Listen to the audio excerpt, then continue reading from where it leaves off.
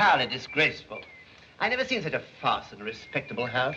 If I didn't hate him so much, I would have felt sorry for him. He certainly took some nice walls. And he's going to take a lot more, too. Do you know why he didn't recognize me? Yes? No, you don't. I hardly recognized him myself. He seems shorter and bonier.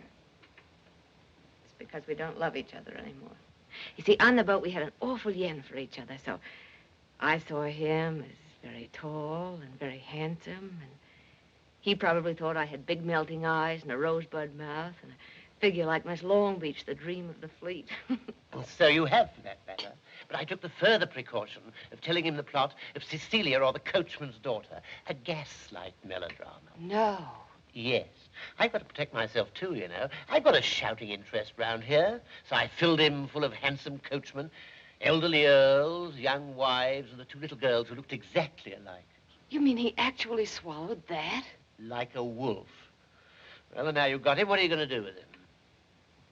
Finish what I started. I'm going to dine with him, dance with him, swim with him, laugh at his jokes, canoodle with him.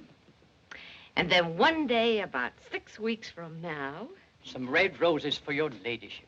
Oh, who could they be from? Mr. Charles Pike, your ladyship. Oh, the brewer's son. Oh, rather long, aren't they? Oh, just pop them in the umbrella stand, would you? Very good, milady. Thank you. I'll probably talk like a cockeyed duchess the rest of my life. It won't even take 6 weeks. One day, about 2 weeks from now, we'll be riding in the hills, past waterfalls and mountain greenery, up and down ravines and around through vine-covered trails, till we come to a spot where the scenery will be so gorgeous it will rise up and smite me on the head like a hammer. And the sunset will be so beautiful I'll have to get off my horse to admire it. And as I stand there against the glory of Mother Nature, my horse will steal up behind me and nuzzle my hair. And so will Charles, the heel. Stop that.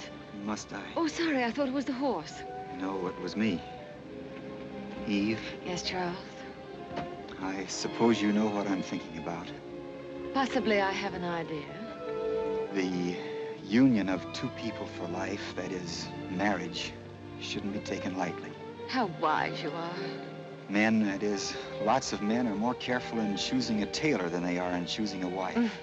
That's probably why they look so funny. No, dear, they're more careful in choosing a tailor than in choosing a wife. Oh, but not you, Charles. That's right. I think that if there's one time in your life to be careful, to weigh every pro and con, that this is the time. Oh, yes, you can't be too careful. That's right. Now, you might think that having known you such a short time... I feel I've known you always. And that's the way I feel about you. I don't just see you here in front of the sunset, but you seem to go way back. I see you here, and at the same time, further away and still further away and way, way back in a long place like a... Like a forest glade? That's right. How did you guess? Oh, because that's where I see you always. We held hands way, way back. That's remarkable. That's like telepathy. Oh, I can read many of your thoughts.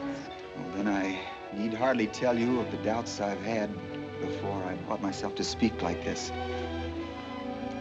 You see, Eve, you're so beautiful. You're so fine. You're so... I don't deserve you. Oh, but you do, Charles. If anybody ever deserved me, you do. So richly. Eve. Charles. But you can't do that. You'll get us all into trouble. You'll jeopardize what has taken me years to build up. I'll certainly telephone your father.